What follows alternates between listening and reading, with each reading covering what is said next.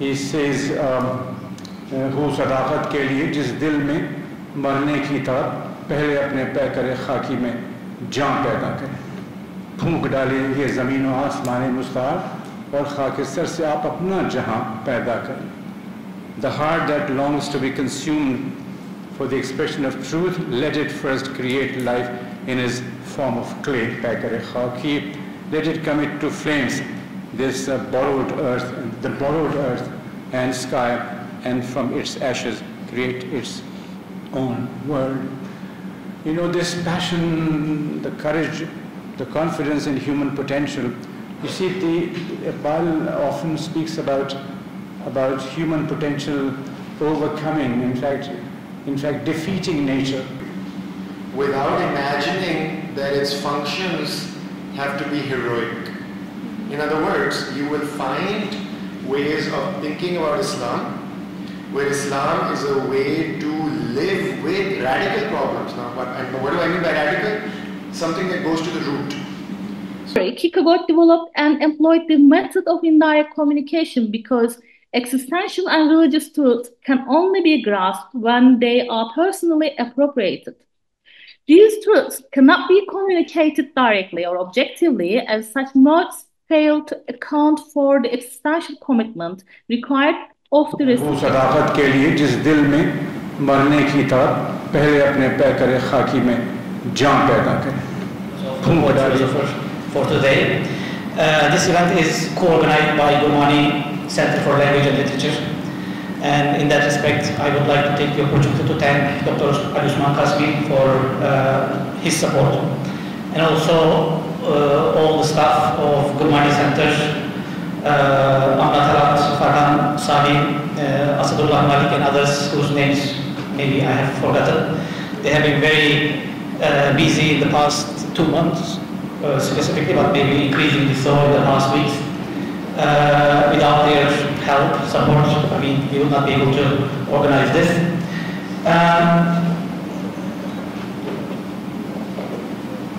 I will just very briefly talk about the main motivation behind this panel.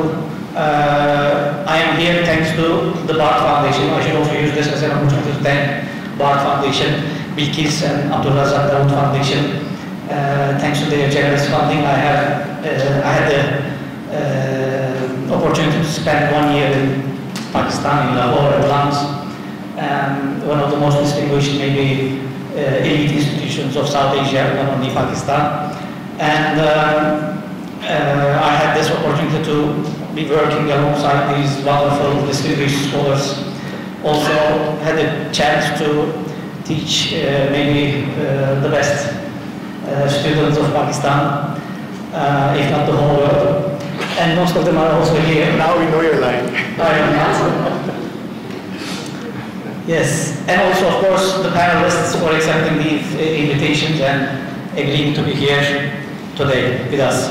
And so I was teaching this course this semester, Politics and Literature, and during that course we had 2 weeks discussing Iqbal, but I always told, I mean, my interpretation of Iqbal will be limited, of course, and the students will be exposed to only one approach to Iqbal. So I also wanted to use this opportunity for them to be exposed to different approaches, and we have all these distinguished scholars, more distinguished than me, of course. They have their books already on Iqbal.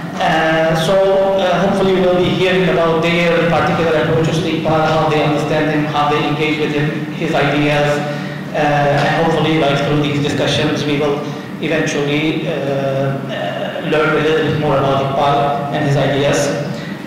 Without further delay, I would like to give the floor to the first, to our first panelist, Dr. Nomanul Haq. I don't think that, I mean, he needs introduction, but we should do that anyway for maybe the younger generation. Nomanul Haq is currently the Executive Academic Advisor to the Chairman of the Board of Governors at the University of Lahore. He previously served as Professor of Liberal Arts at IBA Karachi and has also taught at Brown University, the University of Pennsylvania, LUMS, and Habib University. He studied at University College London and Harvard University. He contributed to the New Cambridge History of Islam and edited the complete poetic works of Faith Ahmed Faith. His recent works include the study of Allah's Kitab al-Tawasin and Towards the Pebbled Shore. He also regularly writes for the LUMS newspaper. His talk is titled Lost Verse, Recovering Iqbal. I think like his talk is maybe going to be one of the most interesting ones, important ones, because he's the only one who will be emphasizing Iqbal as a poet today. Thank you. Well, thank you very much, Faizullah. I have pointed this out at the very outset that my interest almost exclusively is in Iqbal's poetry. I really have paid no attention to other aspects of his personality and his thought. You know, for that we have my namesake Nauman Sahab here, Nauman Faizi Sahab, who will talk about that. I'm interested in his poetry, and it is not something that is without reason, without justification, and I can justify it. Not so long ago, a very important scholar of Islam, he reminded me of a verse from Javed Nama. Javed Nama is considered to be the magnum opus of Iqbal, the greatest work that he has written. It is a pity that most of us don't have any access to it. This is the verse, and I'll read that and then I'll move from there. Guftand jahane ma aya batumi sazad, guftand jahane ma aya batumi sazad, guftam ki nami sazad, guftand ki barham zan. Beautiful. God said to me, do you like the world I have created? Is this universe that I have created, do you like it? And I said, no, I don't like it. He said, then destroy it. Then destroy it, barham zan. And this comes in a section where zan is the radif, it repeats, Adam, Zan, and so on, in that sort of rhythmic environment, it appears like that. Now, this idea of creating a parallel universe, one universe is given to us. This world is given to me, and another universe is that which I can create myself, and that I can create only in imagination, because in concrete terms, I cannot change the mountains and the skies and the clouds, but I can do it in my imagination. This is what Iqbal is saying, and he can only say it in poetry, and he has said it in many. This theme recurs in his poem Khizr-e-Rah. He says, "Hu sadaqat ke liye jis dil mein marne ki taraf pehle apne paikare khaki mein जान पैदा करें, फूंक डालें ये ज़मीन और आसमान मुस्तार और खाकिस्तर से आप अपना जहां पैदा करें. The heart that longs to be consumed for the expression of truth, let it first create life in its form of clay, paikare khaki. Let it commit to flames this borrowed earth and sky, and from its ashes create its own world." You know, this passion, the courage, the confidence in human potential. You see, Iqbal often speaks about human potential overcoming, in fact, defeating nature, going beyond nature. Jo usse na ho saka wo tu kar, what it could not do, you do it. Bezauq nahi hai gar se fitrat, jo usse na ho saka wo tu kar, what nature could not do, you should do. He went and saw the pyramids of Egypt, and beautiful poem. This is, I think, in Zarb Kalim. इस दश्ते जिगरताब की खामोश फ़ज़ा में फितरत ने फ़कत रेत के टीले की तामीर, फितरत ने फ़कत रेत के टीले की तामीर, अहराम की अज़मत से नगूसार है अफलाक, किस हाथ ने खींची अबदियत की तस्वीर. In this desert, what all nature did was to create heaps of sand, and what hand has created this ihram, these pyramids? So human hands for him to Shab Afridi, Charab Afridan, you created the night, and I created the lamp, and so on. Now, I really feel sorry for the younger generation of Pakistan that they have no access to any of this. And not only that, I mean, I have hardly so far spoken about the poetic techniques of Iqbal, his poetics. He talks about creation a lot, and he says very clearly that the Quran calls God Ahsanul Khaliqin, the best of creators, meaning that there is a multiplicity of creators, and he is the best. So we are also creators. Now, whatever Iqbal is, this is my position, and I can defend it. Whatever Iqbal is, his primary abode is the abode of poetry. You take away his poetry from us, and you take away Iqbal from us. It is his poetry that rules over our hearts. And without that, there is no Iqbal. People say very little about his poetics, and one of the reasons is that something that I keep saying ad nauseum is that we have lost languages. We don't have languages. The other day I was talking to Ali Usman Qasimi, and he said that aap Urdu shairi par to Fatiha pad lijiye. It is all over. It is all over. So now let me point out a few things, okay? And then you see how complex and how beautiful it is. You see the complexity. If complexity comes with beauty, it becomes so much more meaningful.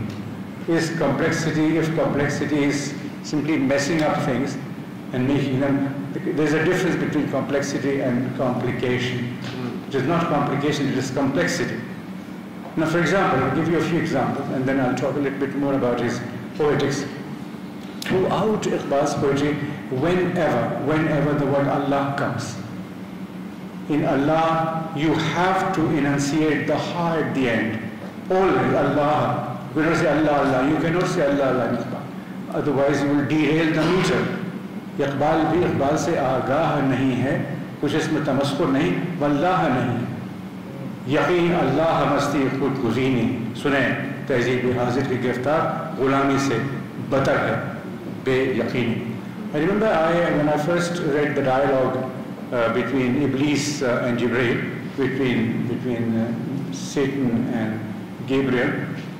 This is in Bali Jibreel. Hamd Medina kaisa hai jahan rangabu. Now the very last line, मैं खटकता हूँ दिल यज़दा में कांटे की तरह, तू फ़क़त अल्लाह अल्लाह.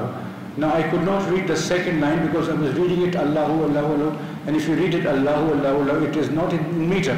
So you have to read tu faqat Allahu Allahu Allahu. You have to enunciate the ha. Now this man from Sialkot, in a non-Urdu milieu, this is, I mean, for me, no less than a miracle.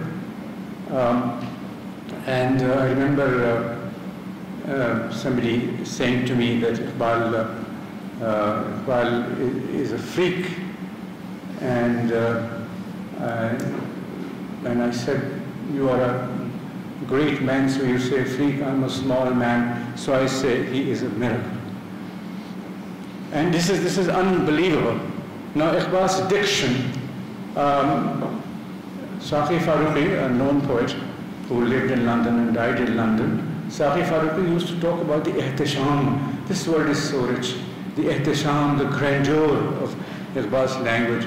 मैं के मेरी गज़ल में है आतिश रफ्ता का सुराग, मेरी तमाम सरगुज़श्त खोए हुआ जुस्तजू, बादे सबा की मौत से नशो नमाए खारो खस, मेरे नफस की मौत से नशो नमाए आरज़ू. This grandeur, this dignity is just unparalleled in the entire history of literature in South Asia. Now let me say a few things, some features of his poetics. One thing is to do with sounds. Iqbal plays with meters. Urdu poetry, classical Urdu poetry, and even modern Urdu poetry, unless it is prose poem,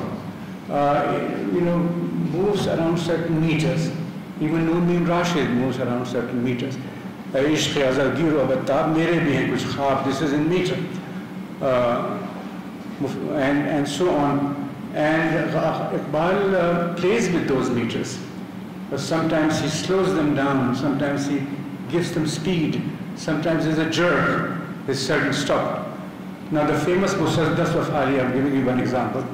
Zara hame dikha dijiye, please wo Saqi nama dikha dijiye. Thoda sa isko wo kar dein, large kar dijiye. I think this is good, this is good. Acha, Musaddas Hali jo hai, Musaddas Hali, if you scan it, then the meter is fa'ulun, fa'ulun, fa'ulun, fa'ulun, 4 times. Fa'ulun, fa'ulun, fa'ulun, fa'ulun.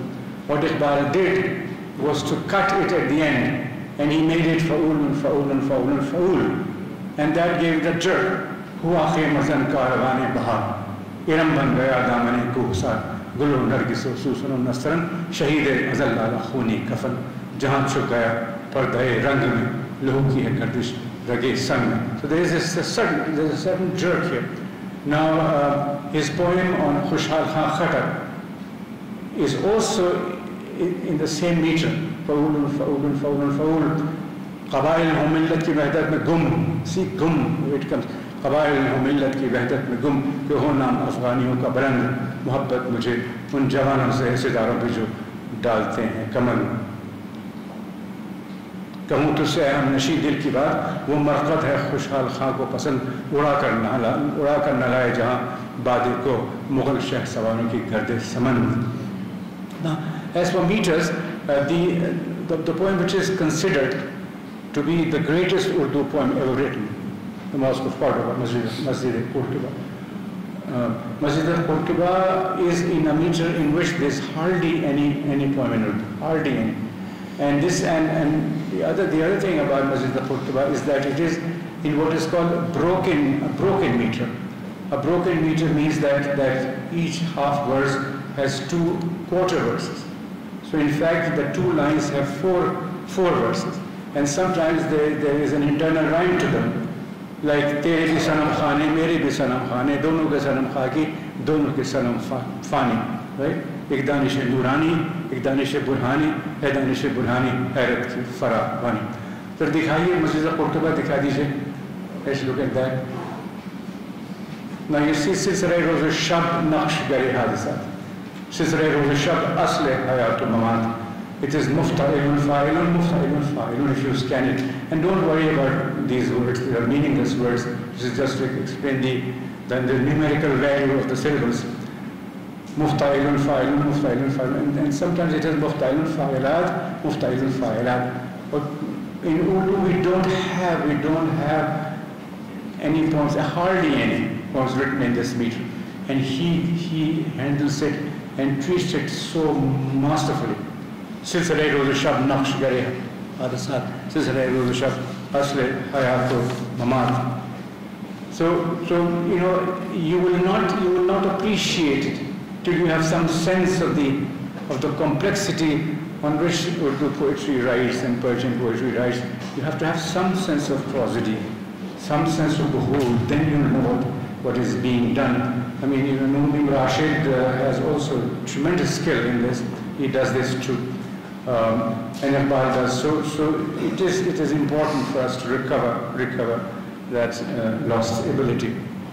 The second thing, I spoke about his sons. The second thing is the diversity. Now he has written in the Musaddas form. Shikwa is in Musaddas form. It has 6 lines, and 4 lines have the same rhyme, and the last 2 lines have a different rhyme.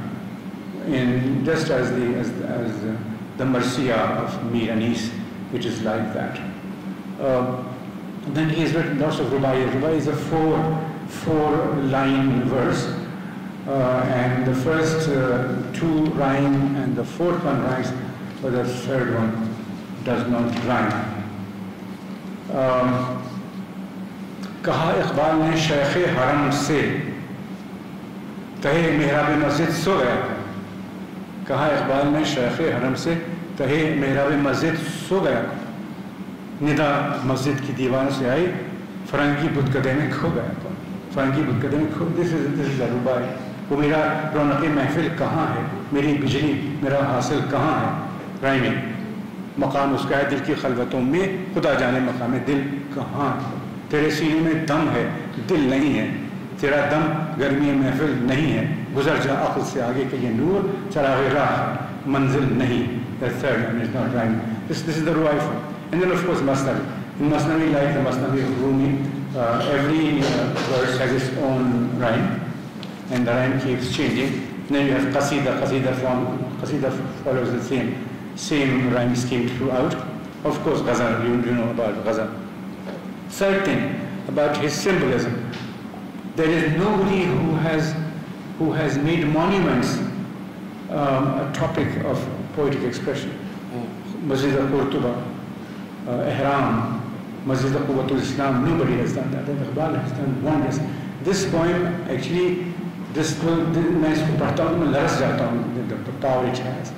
It begins with universal issues and then comes down to history. This is his movement from metaphysics to historical reality. Nobody has done that. And then birds, Shaheen, the symbol of Shaheen, eagle, falcon, and other birds too. Pigeons, for example, dove, for example. उनकी एक नज़्म है वो शाहीन किया मैंने उस खाकदां से किनारा, वो भी दिखा दीजिए. It has translation. किया मैंने उसने Shaheen.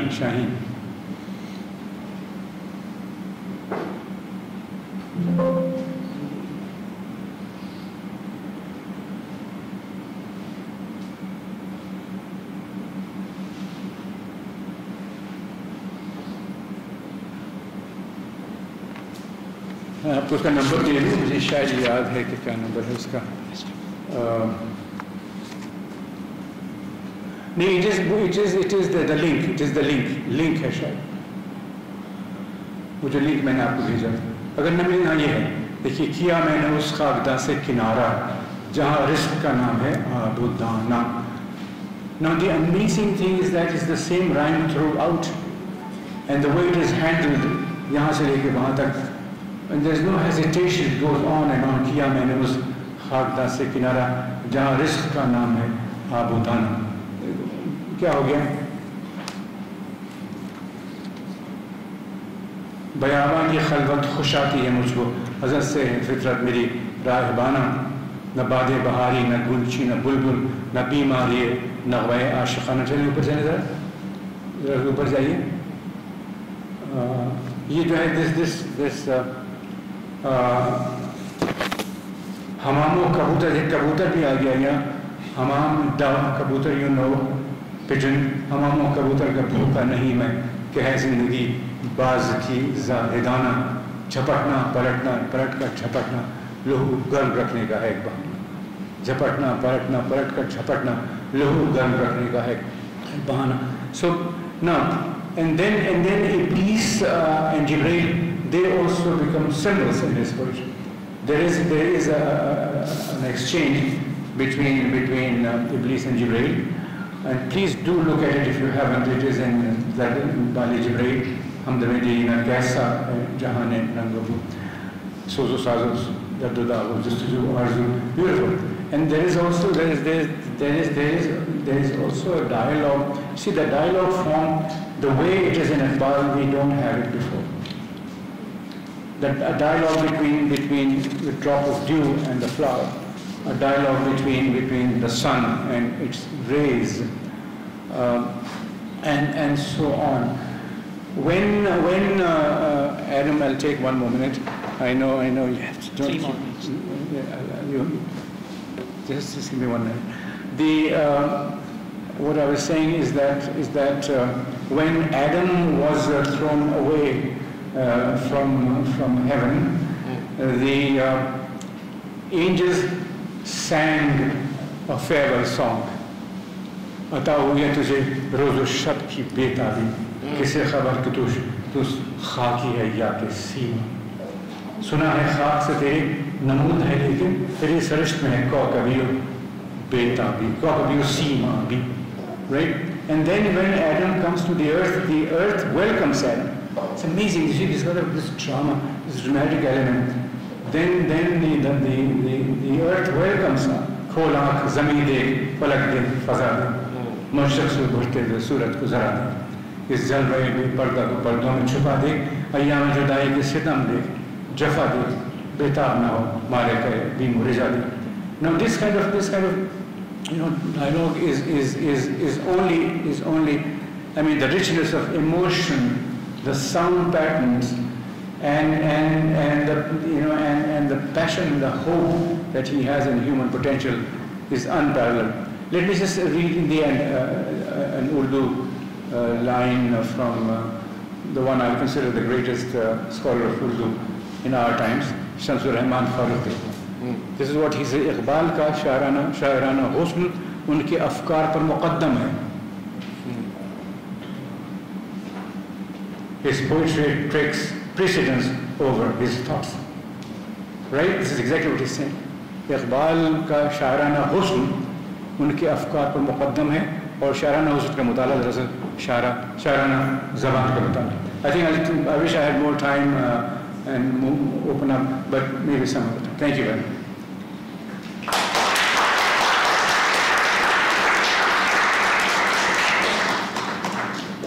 Thank you very much, Professor.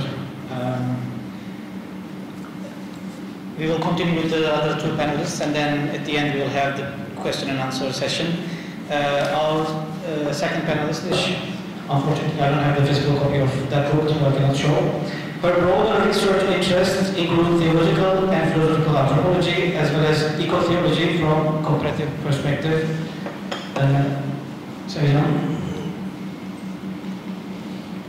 Thank you. I would like to touch a wonderful event. I'm suffering from a headache. I have migraine, but I will try to do my best. Okay. The title of my presentation is Iqbal through Kierkegaard, Action, Faith, and Communication. I will be mostly focusing on communication, Iqbal's method of communication. Dealing with Kierkegaard and Iqbal as a research topic may seem surprising, given that Kierkegaard was a 19th century Danish Christian thinker, while Iqbal was a 20th century Indian Muslim thinker. Furthermore, Kierkegaard only very occasionally refers to Muslim philosophers, and Iqbal makes no mention of Kierkegaard in his works, despite being deeply engaged with Western philosophy. However, there are compelling reasons to study them together.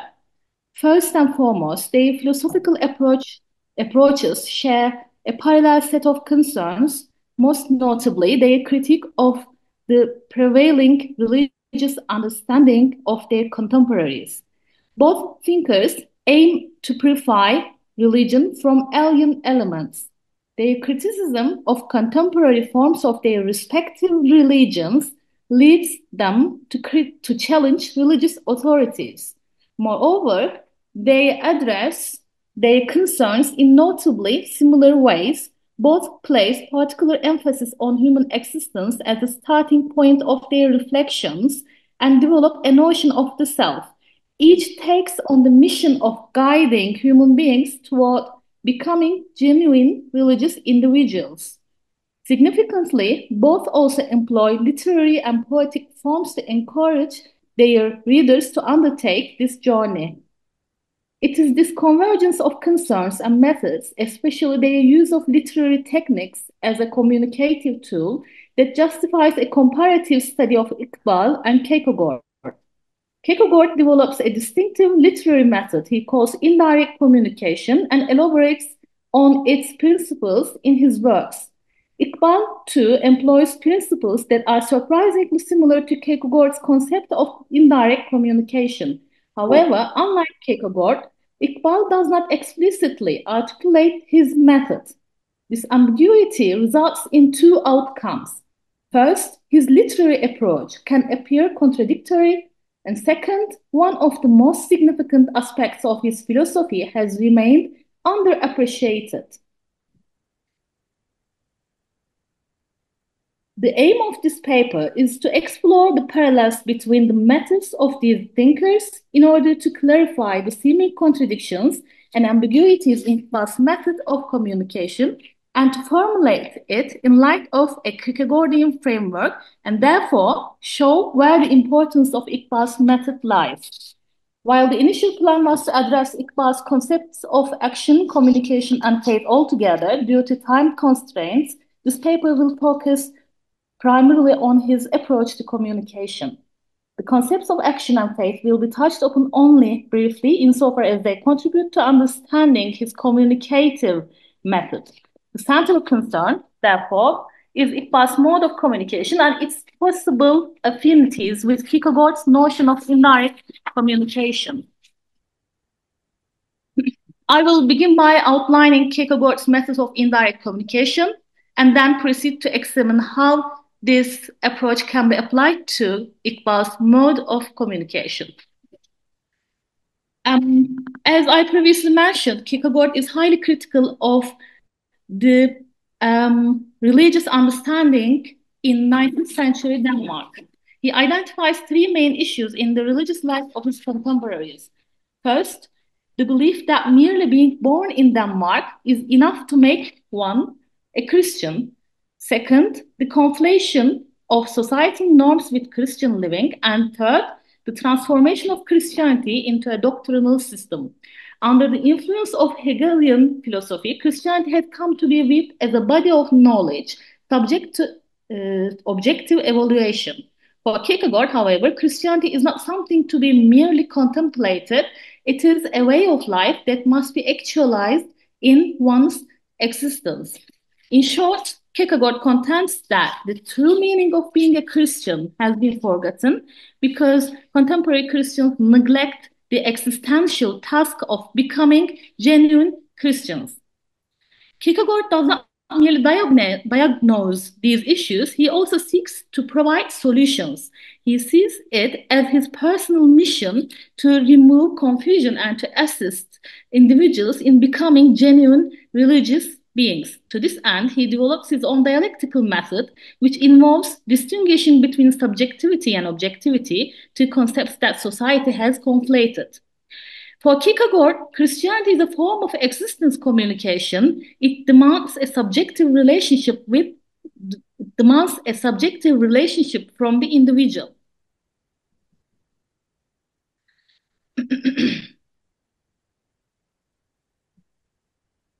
That is, one becomes a Christian not by thinking about Christianity abstractly, but by establishing an inward personal connection with it. Since human beings are reflective creatures, this inward relationship requires a particular kind of reflection, what Kierkegaard calls subjective reflection. Objective reflection abstracts from lived experience and seeks to classify reality, while subjective reflection applies the insights of objective reflection to one's own existence. Thus, existential communication unfolds in two steps. First, a reflection in which the communication is presented, and second, a reflection in which the communication is appropriated. Because the second step requires active involvement from the recipient, communication in the existential realm must be indirect. To achieve indirect communication, Kierkegaard employs a range of literary techniques and artistic strategies, the most distinctive of which is the use of pseudonyms. These pseudonyms are not merely pen names, they are fully developed personalities, each representing a particular existential possibility. Through these diverse voices, Kierkegaard allows readers to explore different modes of being and to choose among them. His use of pseudonyms is deeply connected to his admiration for Socrates, whose method of engagement through irony and questioning serves as Kierkegaard's model. Like Socrates, Kierkegaard believes that teaching the truth must begin where the learner is and guide them gently toward a deeper understanding. In a society where being a Christian is no longer an existential challenge, but a matter of cultural conformity, Christian truths cannot be introduced directly. Instead, Kierkegaard uses indirect communication to awaken his readers from ignorance. This moietic approach, derived from Socratic midwifery, requires the teacher not to dominate, but to serve the learner. Thus, Kierkegaard's communication with the reader rests on two key principles. It must be indirect, and it must foster existential appropriation on the part of the reader. In summary, Kierkegaard developed and employed the method of indirect communication because existential and religious truths can only be grasped when they are personally appropriated. These truths cannot be communicated directly or objectively, as such modes fail to account for the existential commitment required of the recipient. Appropriation demands a creative act by the reader that mirrors the creative effort of the writer. To inspire this act, Kierkegaard uses literary and poetic forms, pseudonymous authorship, irony, and the Socratic method. His approach is grounded in two essential principles. First, that communication must awaken existential awareness in the reader, and second, that it must be indirect, because only indirect engagement allows the individual to genuinely appropriate and internalize truth. The essence of this method is to begin from where the reader is, pretending to understand and allowing the reader to feel understood in order to establish a shared starting point. We can now move on to Iqbal's method of communication in light of Kierkegaard's indirect communication. Iqbal is convinced that the Muslim world has fallen into material and moral decline because the distinctive character of Islam has been weakened through its confusion with non-Islamic elements. Similarly, just as Kierkegaard observed that the so-called Christians of Denmark were merely nominal believers, Iqbal also identifies a lack of genuine commitment as a threat to the integrity of Islam. Iqbal attributes this decline to three major intellectual causes: Greek philosophy, Islamic mysticism, and traditional Muslim scholars, namely ulama. Greek philosophy, he argues, has directly shaped the intellectual framework of Islam and indirectly influenced the moral character of Muslim societies. This philosophical inheritance misled Muslim thinkers, resulting in an intellectual and moral worldview that, for Iqbal, is alien to Islam. Among these influences, the impact of Greek philosophy is mostly evident in Islamic mysticism. Iqbal believes that the mystical worldview, particularly as expressed in Persian Sufism, one of the dominant religious tendencies in Muslim societies, has weakened the will of the Muslim individual. Just as Kierkegaard criticizes the clergy for fostering illusions within Christian society, Iqbal holds that traditional Muslim scholars have contributed to the spread of ignorance among Muslims by promoting intellectual stagnation and conservatism. For Iqbal, these three causes, Greek philosophy, Islamic mysticism, and traditional scholarship, are especially damaging because they undermine human individuality and promote a doctrine of self-negation. In Kierkegaardian terms, what it means to be Muslim has been forgotten. Like Kierkegaard, Iqbal also explores potential solutions for the renewal of religious life in the modern world. Central to his project is the reconstruction of the individual's relationship with Islam as a comprehensive worldview. Furthermore, both thinkers employ literary techniques to help individuals undertake the task of becoming genuine religious personalities. Unlike Kierkegaard, however, Iqbal does not explicitly theorize his literary methods. Nevertheless, a careful examination of his letters, speeches, and life events reveals that Iqbal adopts a form of indirect communication closely aligned with Kierkegaard's principles. One of the most distinctive features of Iqbal's literary approach is his complex and sometimes contradictory relationship with Islamic mysticism and Muslim mystics. On the one hand, Iqbal strongly criticizes Islamic mysticism, particularly for its use of poetry, as a contributing factor to the decline of Muslim vitality. On the other hand, he does not hesitate to use classical mystical poetic forms and symbols, such as the rose and the nightingale, in his own work. This apparent contradiction is further complicated by Iqbal's use of Persian for much of his poetry, despite it not being his native language. This inconsistency is not directly addressed in his academic works, but certain biographical details and letters shed light on his stance. One of Iqbal's close friends reports that during his time in Europe, Iqbal reached a crisis point in his creative life where he questioned the legitimacy of poetry and decided to give it up. However, upon being reminded by friends of the significant influence of his poetry had on the people of his country, he resolved to continue writing not out of artistic interest but out of a sense of duty.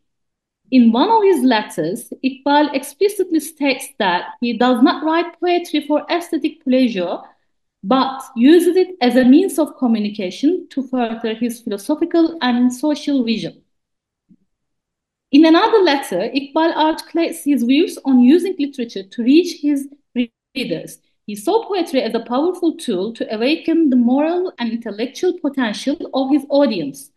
At the time, there was a strong tradition in the Indian subcontinent of reciting and memorizing mystical poetry. It was a dominant literary form among Indian Muslims, which is why Iqbal chose to communicate through this medium, even as he critiqued its content.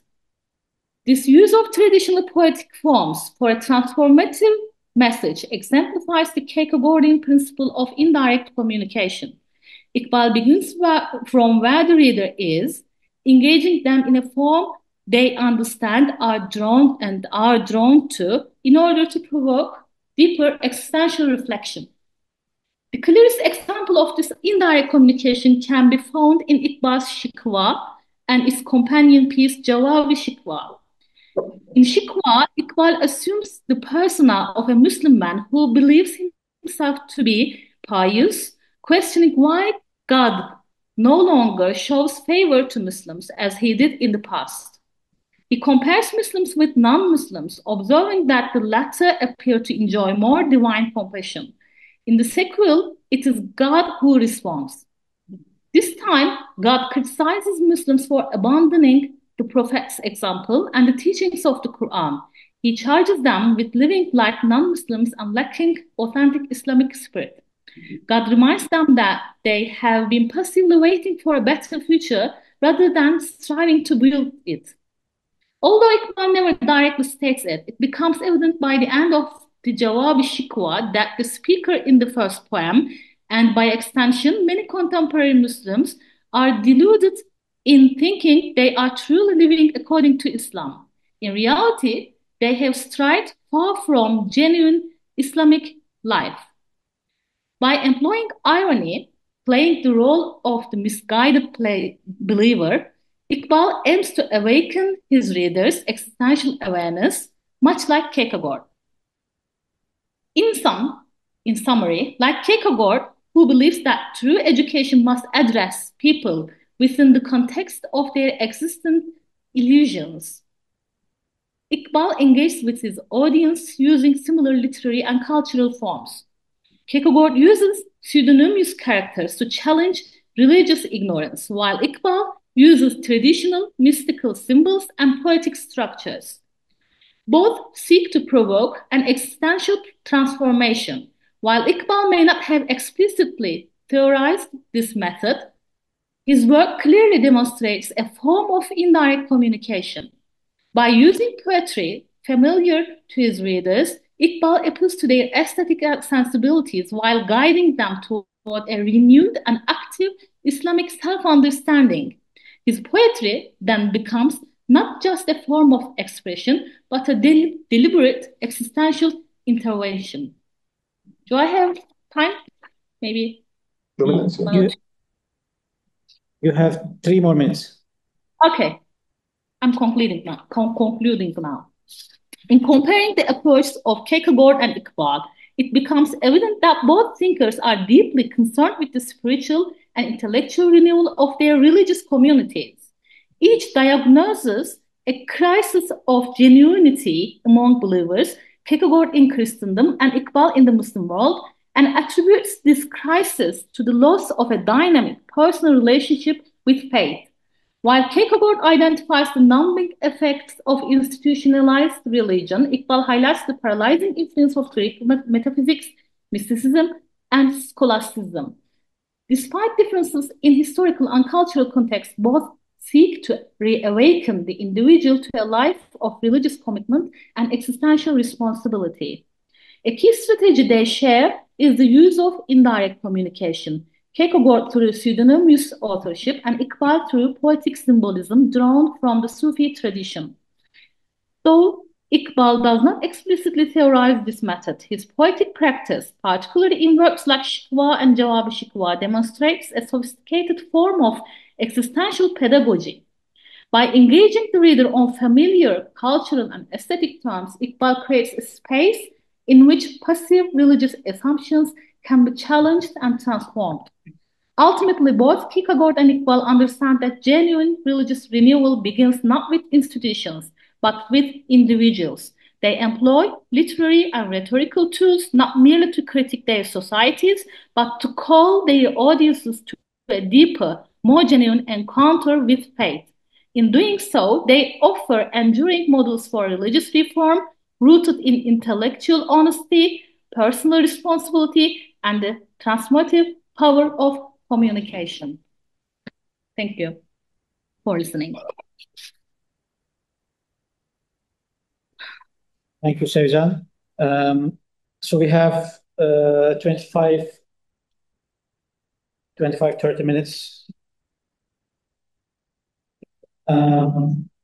for questions and answers.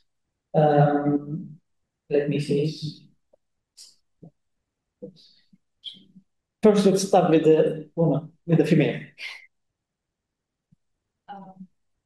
I have a question for you, Dr. Faizi. The thing that you said about the conclusion that you reached to explain these contradictions about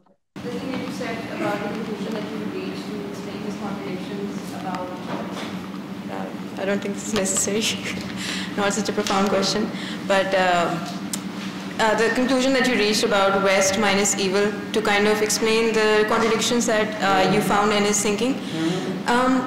I also kind of, in my understanding, and I may be wrong, of Iqbal, I see that he kind of has Islam on this like pedestal, or like he has this like this view that it's sort of like perfect, and he has this great admiration for the Quran as well, and that could be because of the fact that he grew up, you know, with religious education. He did his masters in Arabic, etc. So I feel like he almost had this like emotional sort of conclusion, and then he found ways to make sense of things that he maybe rationally, maybe he didn't agree with, but he found ways to make sense of that. So I wanted to ask you, why do you think he holds Islam or like faith, like the Islamic faith, on this like pedestal in a way? And so in a sense, you've done like a genealogical reading, right? This is also, so one way to make, to get it. Yeah, I mean, this is one way to look at genealogical approach, to look at a thinker's corpus. While I don't have a diagnostic account, I can say the following, that you can have a sense of what is dear to you without imagining that its functions have to be heroic. In other words, you will find ways of thinking about Islam where Islam is a way to live with radical problems. Now, what do I mean by radical? Something that goes to the root. So a radical problem is one that cannot be eradicated. A radical problem is one that has to be lived with. So I give you like a very benign example. Like health is a radical problem. It's not as if at the age of 20 you will have figured it out and overcome the problem of health. Health is a problem that has to be negotiated day in, day out. It has to be lived with. So you can have a sense of, quote unquote, putting things on a pedestal without imagining that their function is heroic.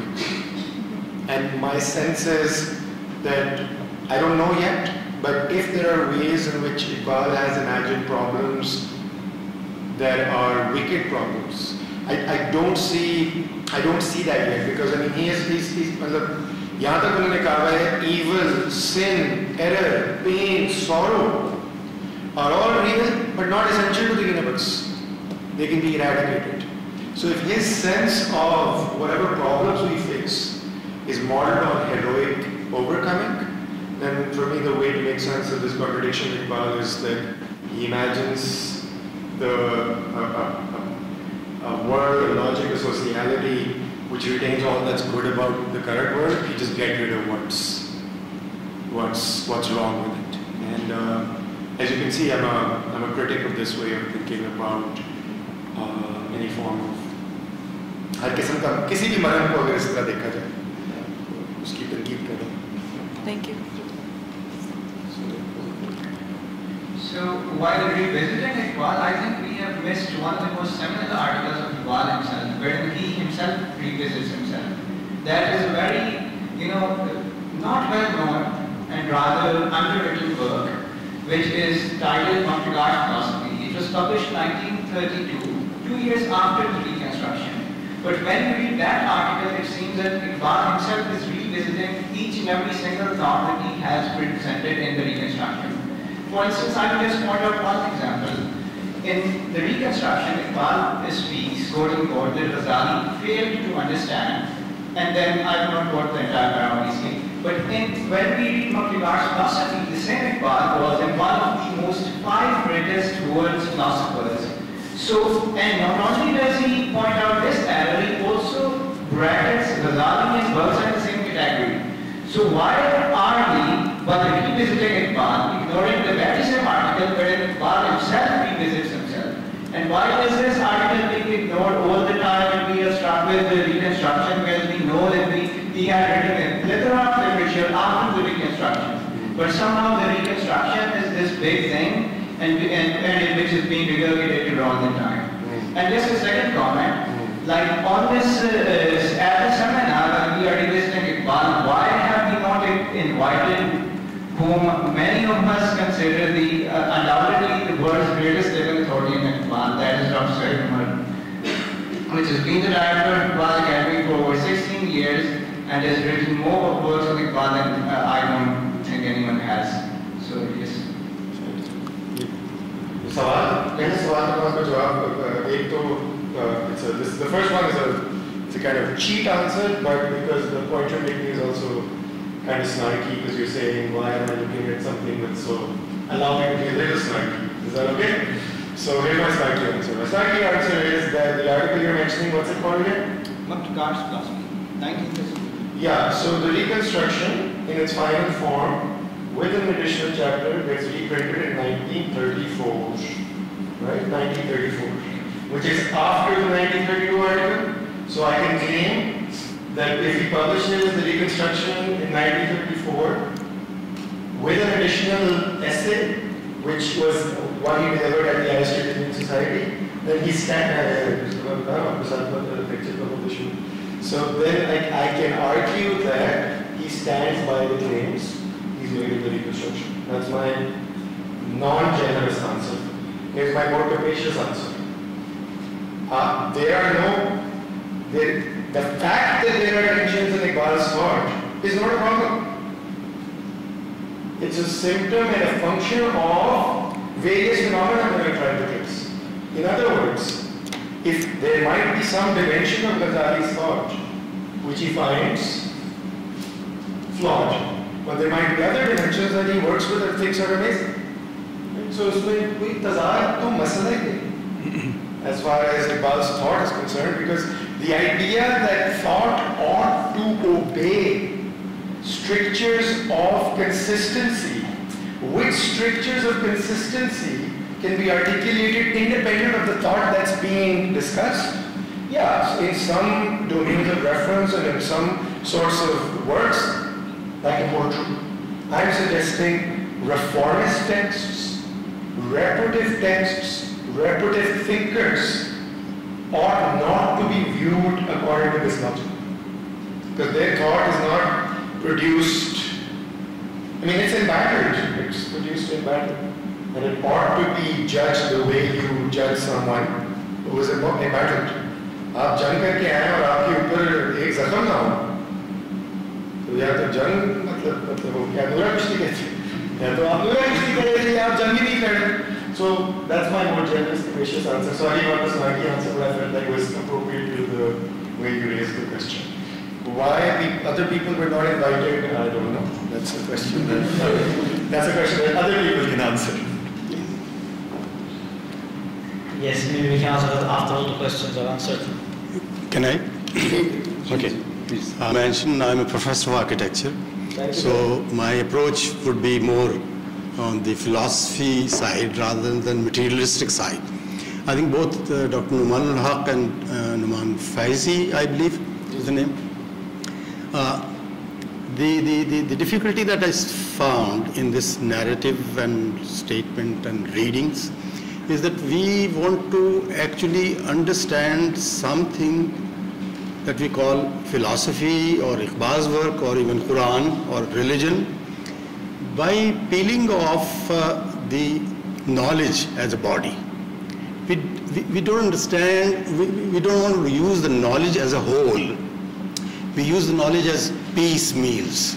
You mentioned physics, you mentioned chemistry and biology. That's not knowledge. There's just petty things and size and kind of items of knowledge. Knowledge is just one thing. Because if knowledge was supposed to be biology, physics and chemistry and zoology, then Quran should have been actually written in a chapter-wise manner. This deals with zoology, this deals with chemistry. It doesn't. It certainly moves in one verse. It moves from one knowledge field to another knowledge field. And that's the miracle of Quran. So having said that, I think the difficulty in understanding Iqbal that I noticed today particularly is that we are trying to take very snapshots of what Iqbal is, not a holistic view of his. I am not very fond of reciting his poetry. वजह यह है कि मुझे याद भी नहीं रहती, बहुत कम याद रहती हैं. लेकिन एक जो मैं बात कर रहा हूँ उसका एक शेर जो है ना वो इट विल प्रॉब्ली से इट ऑल कि हो सदाकत के लिए जिस दिल में मरने की तड़प पहले अपने जिसमें जा में जिसमें फानी ने तो जा पैदा करा था. The problem is कि we want to see just one side of Iqbal and we leave so much of him, completely ignore him. And I think that is the difficulty, because my personal experience is that if you allow me just 1 minute, because when I came here, I listened to you, I put some few words. So please allow me to that, because these words that I've jotted down are probably have got no values for you scholars, but for young generation, because I'm a professor, I only address myself to the young generation. It's very important. And I'll just quickly go through that. कि इक़बाल को समझने के लिए उसको अपने अंदर समेटना पड़ता है. कोई ये नहीं है कि उसका कान पकड़ लें, नाक पकड़ लें, नहीं, पूरे का पूरा आपने लेना है. कोई कंडीशन नहीं लगानी कि क्या है. उससे उसके अफकार से इनकार करना पड़ता है. जो आपने डॉक्टर नोमान साहब ने कहा था ना, ये पैराडॉक्स की बात है. उसके अफकार से इनकार करना पड़ता है, क्योंकि खुदा को समझने के लिए भी पहली कंडीशन क्या है? इनकार की, ला इलाहा. तो पहले इनकार करेंगे इक़बाल, फिर समझ में आएगा. उससे इख्तलाफ करना पड़ता है, उससे लड़ना पड़ता है, तब जाकर इक़बाल आपसे हम कलाम होता है. अगर ये जद्दोजहद आपके अंदर नहीं है और उसको बायोलॉजी, फिज़िक्स और केमिस्ट्री में ही इंटरप्रेट करते रहेंगे तो शायद इक़बाल कभी आपको समझ नहीं आएगा. मैं एक छोटी सी मिसाल देकर बंद करता हूँ कि somebody started writing a PhD on Ghalib, Iqbal पर नहीं, Ghalib. He already had 2 masters in Islamic studies and Arabic. Down the line, somebody told him, if you don't know Persian, you cannot understand. So he did MA Persian. Then he started again Then somebody told, if you don't know psychology, you can't talk about Ghalib. He did psychology MA, philosophy MA. 7 MAs के बाद उसने PhD की Ghalib पर, and he said in the end, that now I have just understood what Ghalib was. You're talking about Ghalib, Iqbal is much higher than that. Thank you. Thank you. Thank you. Thank you. एक सवाल, अच्छा नौमान साहब, but I have a problem. Yes, sir. You know, you have saved Iqbal by saying that he has contradictions because the society has contradictions. Is it not a cheat way of defending him? It is a cheat because you see, these contradictions sometimes are fatal to his argument. For example, his position with regard to Ghazali, he says quite categorically that the spirit of Greek science is deductive and the spirit of Islamic science is inductive. Now, Ghazali, in his theory of causality, leads to this whole Humean problem of induction. Right. So it's very serious. Right. So to say that he has contradictions because society has contradictions is to save him in a cheat way. Fair enough. May I? Yes, of course. One second. I mean, if there are other questions, we can maybe take them, and then we can take note of them, and then we can answer them collectively. Allama Muhammad Faizi, because he has a background in religious studies. Sir, in ascribes to the Iqbal presents God as the ultimate ideal towards which the self strives.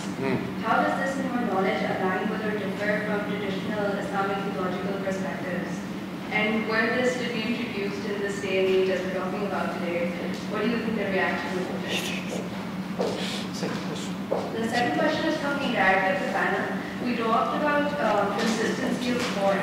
My question is, when does a reformist text become so inconsistent, or the author becomes so inconsistent that the text or the author become unreliable?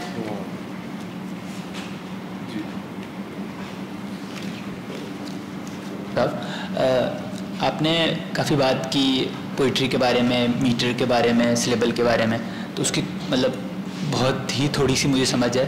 तो मेरा सवाल है कि जब हम इकबाल की poetry पढ़ते हैं और जब हम उसको समझने की कोशिश करते हैं, तो उसमें ये मीटर, ये सिलेबल, इनका तोड़ना, इनका एक नए तरीके से होना, जो कि आजकल तो मतलब लोग पहले पूरा बैठ के मीटर पढ़ते हैं, सब कुछ करते हैं, फिर शायरी लिखना स्टार्ट करते हैं, तो उस चीज़ में क्या फ़र्क है? वो हमें कैसे एक इकबाल की फ़िलॉसफी या इकबाल की शायरी को समझने में थोड़ा सा हमें बेहतर करती है या थोड़ा सा हमें और ज़्यादा उस चीज़ की ताकत देती है? और दूसरा एक सवाल है जो कि मतलब मैं professor I have been like studying the nihilism philosophy and Iqbal from Professor Fazullah Yilmaz, and when we started like studying Iqbal, I have a very short question that comparing the mysticism of Iqbal with the Sufi poets that we have had, and I have read the poet, if you know, Bhagat Kabir, if you know, so he was a very famous mystic poet of 13th and 12th century. So what are the differences that we can create or we can imagine with the sense of the Iqbal? And was it only for the Islam, or was it like comparative to the other religion, or was it for the God himself? Music or poetry, it comes to you as a whole. You don't have to cut it up into pieces of analysis. You don't do that. I'm only saying that for us to appreciate the complexities, we have to understand these things, and then you'll understand it more, and you appreciate it even more. Just as you study music and you talk about notes and how one note overcomes the other. But when you receive it as a whole, and you don't need to analyze it. You don't need to cut it atomize it. So now Iqbal addresses universal issues. फर्द कायम रब्त मिल्लत से है, तन्हा कुछ नहीं, मौज है दरिया में और बैरून दरिया कुछ नहीं. This is not an Islamic thing. It is everywhere. अफराद के हाथों में है अक़वाम की तकदीर, और फर्द है मिल्लत के मुक़द्दर का सितारा. This is universal. It has nothing to do with Muslims or non-Muslims. So there are many universal issues too that he addresses. तो ऐसा नहीं है कि I don't want to make him parochial, that he is only parochially. No, there are many universal things in him. तो ये बात है. और once again, जब शायरी पढ़ते हैं हम तो उसको अलग अलग नहीं करते, वो तो हम बता रहे हैं, जैसे जो pedantic people like me. Thank you. Okay, so I guess we can the question about contradiction, right? I guess we need to distinguish between fatal contradictions and what I've called productive tensions. Mild ones. And mild ones, or productive ones, right? So yeah, are there such a thing as fatal contradictions in a thinker? Yeah, but my account here is in my analysis of the reconstruction is that its epistemology is a productive tension between. So I give 4 features to the epistemological points of view that Iqbal criticizes, which are foundational, primary, essentialist, and probably 4th one in a minute. Descriptive versus contextual, probabilistic, vague, and performative. So my view is that these contradictions, at least in the reconstruction, are productive. Now, is it a cheat code to say that if someone is wrestling with a broken world, that brokenness should be evinced in them as well? Reflect. So, मैं तो ये नहीं कह रहा it's okay that it's evinced in them. I am saying they must be evinced in them. In other words, if your thought is not broken and the world around you claim to be broken, then either yours is a colonial claim made from outside of that broken world, because none of that ruptures in you, or the world really isn't as ruptured as you claim it to be. Yes, so I'm not saying that there can be contradictions in a reformer. I'm saying there must be contradiction in a reformer who claims that aage ka aage bigda hua. A reformer who claims all is broken must have this tension in them. So in that sense, I agree with you. It would be a cheat code if I said it's no problem that there are contradictions. हो सकती है ना हो.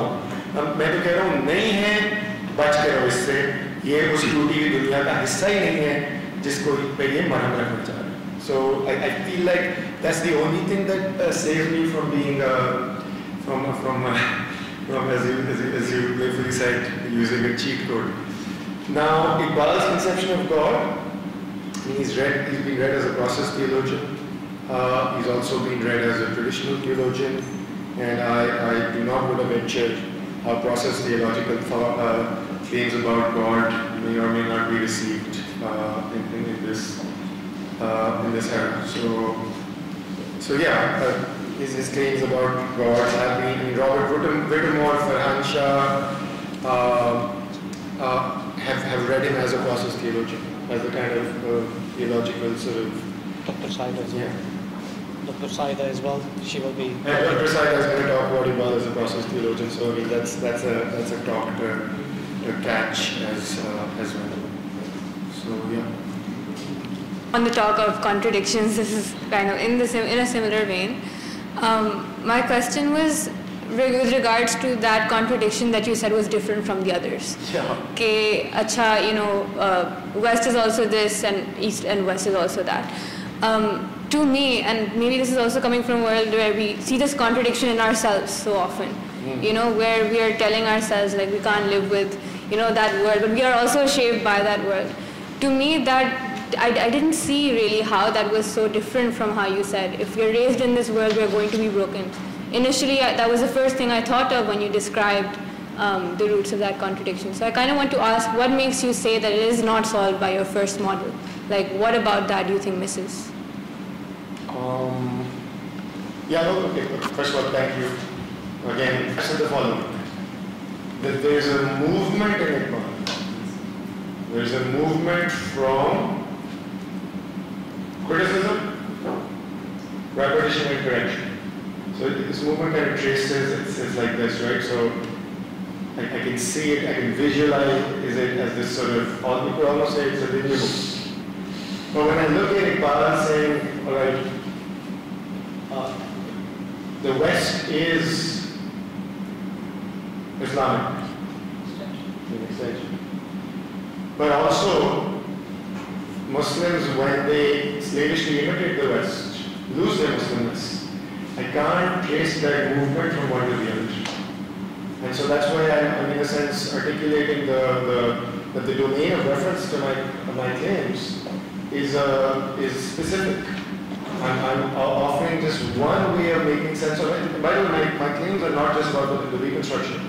I'm offering a way, a hermeneutic, an interpretive approach to reading texts that are perplexing and seem to repeat the errors that they are criticizing. And modernist Islamic thought has been accused of that error, and that error has been read as a defect. And I'm suggesting that first of all, should not be seen as a defect. And second of all, should not be seen as a fatal error. So it's because I can't see that movement from one to the other, I'm thinking I have to have another. And I'm building that model. I'm saying, if your account of a problem is finite, your solutions will be heroic. If your account of a problem is that it's a wicked problem, and I believe there ought to be some traces in Iqbal where he treats some problems as wicked, rather than heroically overcomable. So I'm trying the second model out. But if you think my first model can be rescued, but go for it, like, teach me how, and I don't have to think anymore. Yeah, my question is for Professor Nauman Faizi again. I found, yes, sir. I found your Iqbal is suggesting that religion is a method or a way of knowing or understanding or making sense of certain claims of experience and reality, and just like physics and biology are for the rest. But there, I remember reading in the Reconstruction, he suggests that these disciplines like physics, sociology, biology deal with reality piecemeal. Yes. I think that's what the word he uses. But religion takes it holistically and as a whole. So how does, because that made me feel like that he's absolutizing religious claims over these other disciplines. So how do you kind of square that with your initial distinction that both of these ways of knowing or understanding reality are on the same kind of status? So I mean, he does make claims about religion which he says ought not to be made about religion. I mean, so this is precisely an issue I discussed in one of the chapters. That on the one hand you have an account of religious experience being a specifiable type of experience with respect to which there are specifiable forms of interpretation, and then you also get claims, wait a minute, religious claims are of a total nature. Just as psychology offers intuitionally grounded, unmediated, direct access to the nature of reality, which it doesn't permit for biology or physics. But again, I want to, sorry if this sounds, I'm a broken record here, because sometimes received that this is not a gotcha moment. Where you're like, you see, you said this, you did that. I'm saying this is what the logic of repair or reform looks like.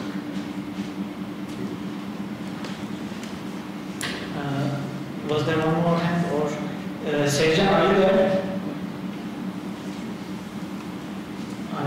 Yeah. Okay, maybe I would like to ask one question for you, also maybe together with Nauman Faizi.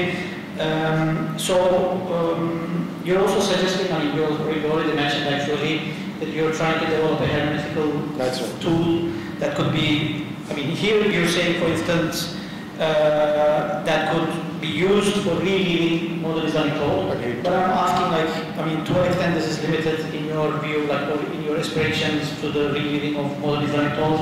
Are these inconsistencies, contradictions exist in other, periods, geographies? Are you trying to develop a method, let's say, for broader purposes? This is the question. And Sevcan, I was interested in, again, similarly, at the origin of your initiative, using Kierkegaard to understand Iqbal, explain Iqbal, his contradictions, and so on. And I was checking your book, I read it a long time ago, but checking it again. For instance, between pages 67 and 69, you were also exactly discussing the same problems. Nauman Faizi was talking about this European culture being spiritually, at least, or intellectually, the successor of Islamic culture, being problematic in various ways, and you're also trying to deal with that. But my question is why Kierkegaard, maybe that could be emphasized a little bit more. Have you thought of other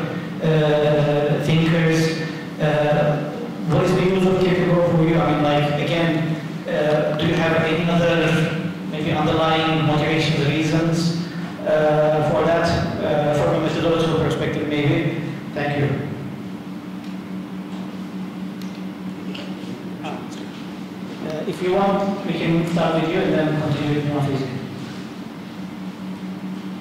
Makes Iqbal's philosophy distinctive. But Kierkegaard's method, Kierkegaard is against method, but he's dealing with... Kameran kapalı bu arada, istiyorsan aç. Okay. The way Kierkegaard deals with the problems of his time and his devotion of building he's against systems, but he's still building systems, and it was quite eligible in understanding Iqbal. Of course, there are other names we can engage with Iqbal's thought, or we can engage Iqbal with other philosophers' thought, but I found something distinctive in in Kierkegaard's existential approach, and that is why I thought he is one of the best names to approach Iqbal. Is that clear? Yes. Yes. Do you hear us? Hello? Yeah, I hear you now. Okay.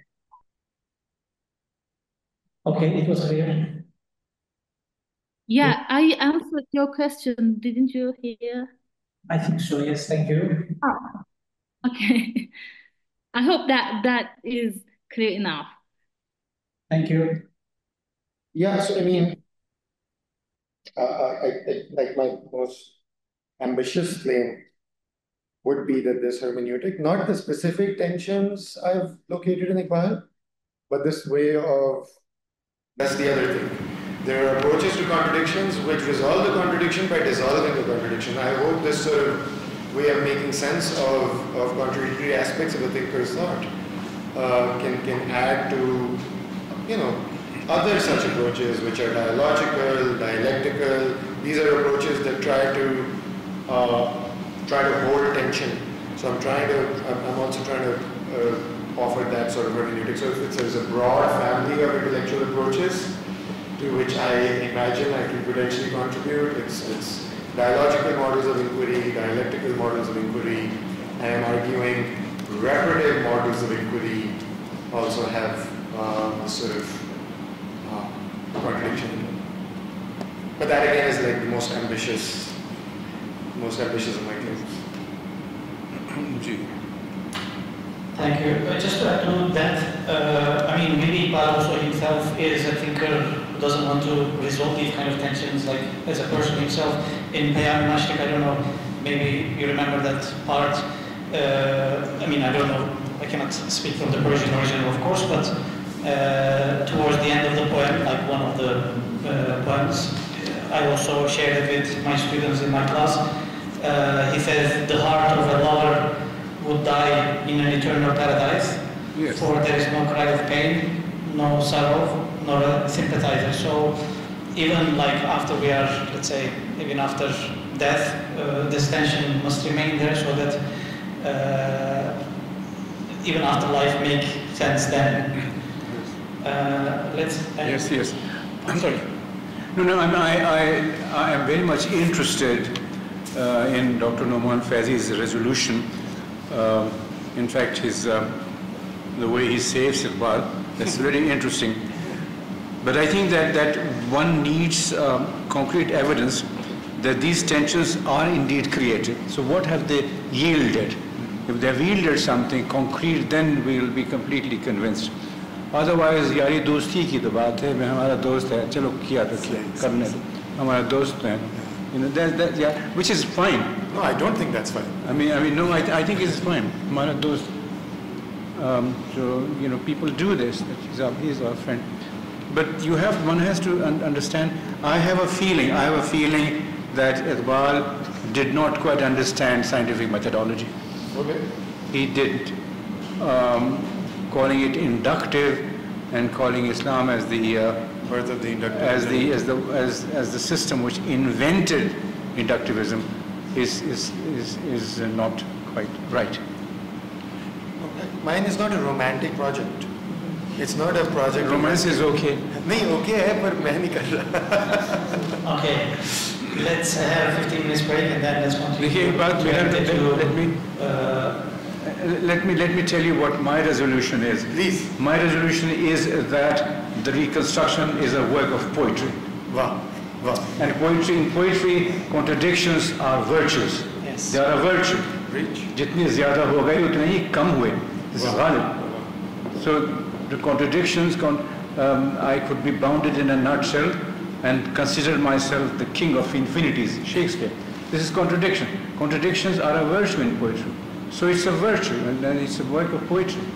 He takes flowers from all the gardens and then puts them in one basket. Whether they harmonize or not is another matter. Fair. How can one harmonize, Bergson with Baqillani?